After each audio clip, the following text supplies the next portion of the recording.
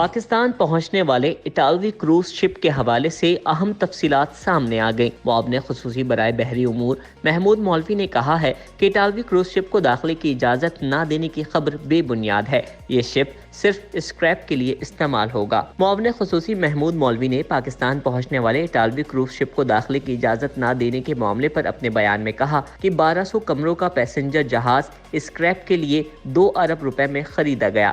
اس کے کانٹریکٹ میں واضح ہے کہ یہ صرف اسکریپ کے لیے استعمال ہوگا۔ محمود مولوی کا کہنا تھا کہ میری ٹائم اور پورٹ کے جہاز کو داخلے کی اجازت نہ دینے کی خبر بلا جواز ہے۔ میری ٹائم کے اس معاملے پر واضح پالیسی ہے، جو چاہے فیری پاکستان لا سکتے ہیں۔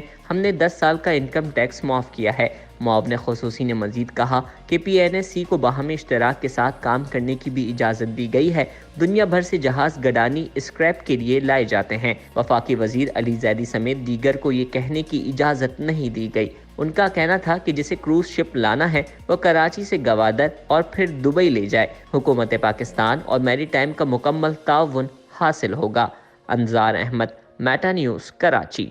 میٹا نیوز کی ویڈیوز دیکھنے کے لیے میٹا نیوز یوٹیوب چینل کو سبسکرائب کریں اور فیس بک پیج کو فالو کریں تاکہ آپ آنے والی ویڈیوز سے باخبر رہ سکیں۔